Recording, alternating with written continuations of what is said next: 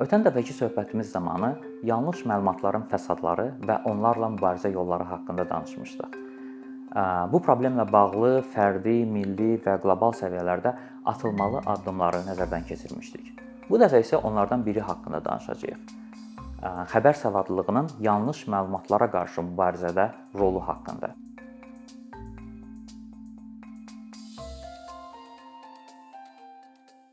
Xəbər savadlılığı deyəndə nəyi nəzərdə tuturuq? Burada söhbət xəbərin doğruluğunu və informasiya mənbəyinin etibarlılığını müəyyən etmək bacarığından gedir. Təəssüf ki, bəzən insanlarımız bunun fərqinə varmırlar və yanlış məlumatı yayanların tələsinə düşürlər.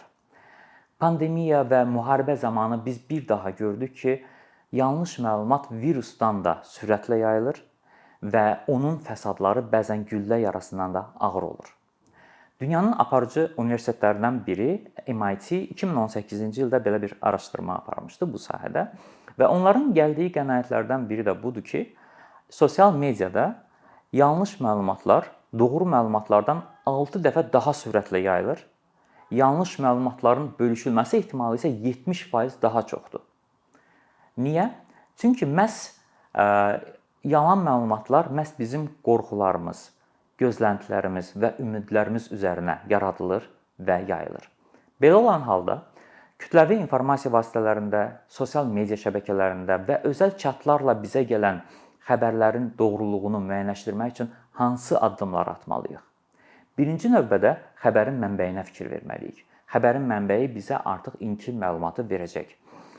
Əgər hər hansı bir xəbəri ilk dəfə eşitdiyiniz saytda və yaxud da ki, nadir hallarda rast gəldiyiniz mənbələrdə görürsünüzsə, reaksiya verməyə və onu bölüşməyə tələsməyin. Sizin daha etibarlı saydığınız mənbələrlə onu dəqiqləşdirməyə çalışın. Diqqətinizdə saxlayın ki, bu cür saytlar məhz belə xəbərləri yaymaqla öz populyarlığını artırmağa çalışır və həmin linklərə daxil olmaların sayını artırmaqla pul qazanmağa çalışırlar.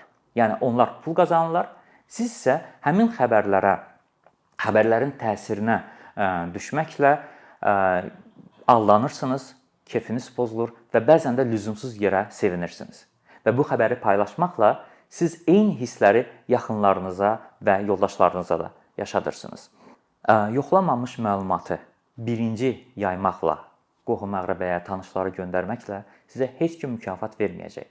Amma həmin xəbər yalan çıxdıqdan sonra sizi qınayanların və sizin gələcək paylaşımlarınıza şübhə ilə yanaşanların sayı mütləq artacaq.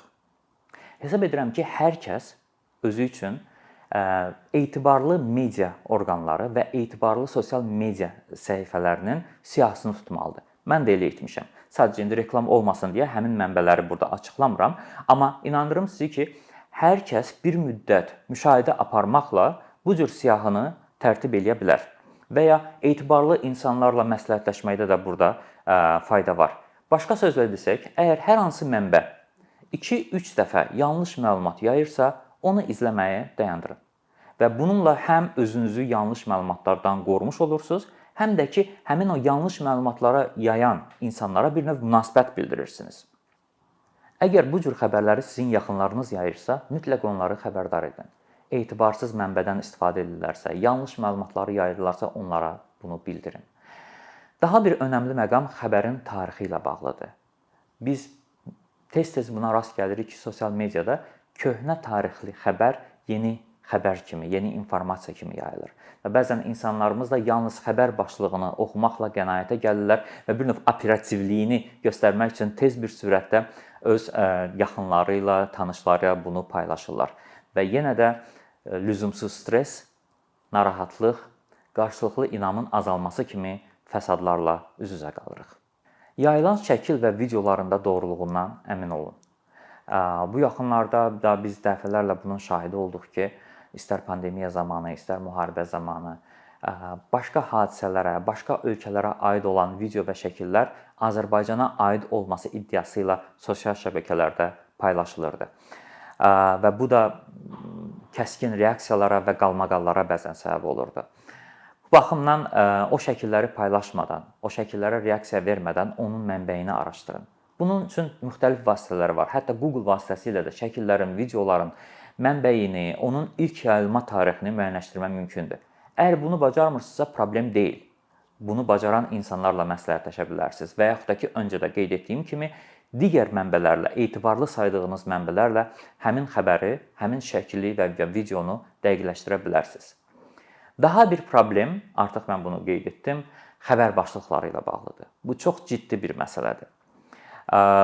Hələ də Azərbaycanda istər kütləvi media vasitələri arasında, istərsə də sosial şəbəkələr arasında diqqəti cəlb etmək üçün çaşdırıcı xəbər başlıqlarından istifadə olunur.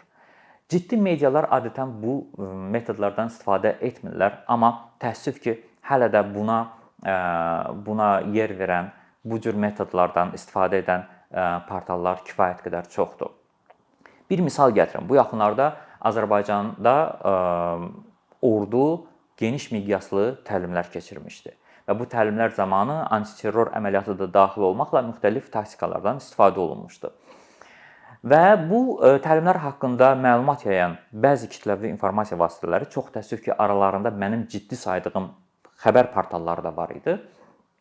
Azərbaycan ordusu hücuma keçdi və ya Azərbaycan ordusu antiterror əməliyyatına başladı başlıqlı xəbərlər verdilər. Yəni təsəvvür edin, müharibə yeni bitib, sərhəddə hələ gərginlik var və bir çox insanlar, xüsusilə də övladları həmin o sərhəd bölgəsində xidmət edən valideynlər bu cür xəbərləri oxuyanda hansı hissləri keçirdiyini hamımız anlaya bilirik. Və həmin o xəbərin linkinə daxil olanda burada söhbətin yalnız hərbi təlimlərdən getdiyi bəlli olur. Mən şəxsən bu cür xəbər başlıqları yayan media orqanları və bunları tirajlayan sosial media səhifələrini dərhal izləmə siyahımdan çıxardıram.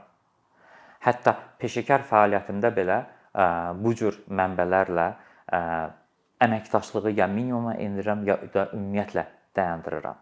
Mən bunu qeyri-peşəkarlıq hesab edirəm, media etikasına zidd və ya ümumiyyətlə insanlığa yaraşmayan hərəkət kimi qəbul edirəm. Bu günlərdə sosial media kanallarında tez-tez ictimai şəxslərə aid sitatların olduğu posterlər və qısa videoların paylaşıldığını görürük. Bu sitatlar bəzən doğru da olur. Amma bir sıra hallarda kontekstdən çıxarılmış bəyanatlar olur və ya illər öncə fərqli şəraitdə söylənən fikirlər olur.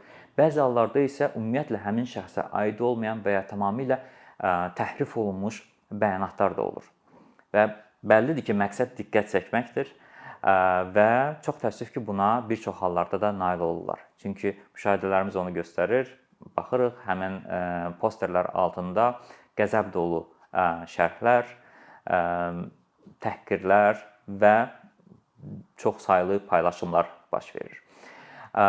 Aldanmamaq lazımdır. Yəni, aldanmamaq üçün də ilk növbədə həmin bəyanatın verildiyi müsahibəni tapmaq olar ki, hansı suala cavab olaraq bu bəyanat verilib, hansı kontekstdə, hansı şəraitdə bu fikirlər söylənilib.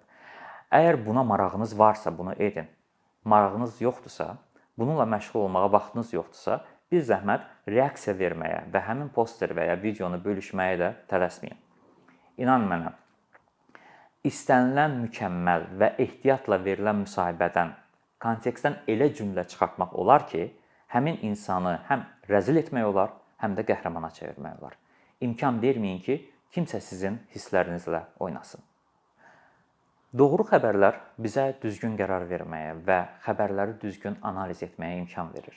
Yanlış xəbərlər isə əksinə bizi yanlış istiqamətləndirir və nüfuzumuza bəzən xələl gətirir. O yüzdən xəbərləri oxuyanda, reaksiya verəndə və paylaşanda öncə onların doğruluğuna əmin olun. İnformasiya gücdür, amma doğru informasiya həm də müdafiə qalxanıdır. Əkinçinin yeni videoları haqqında məlumatlı olmaq üçün kanalımıza abunə olmağı və xəbərdarlıq funksiyasını aktivləşdirməyi unutmayın.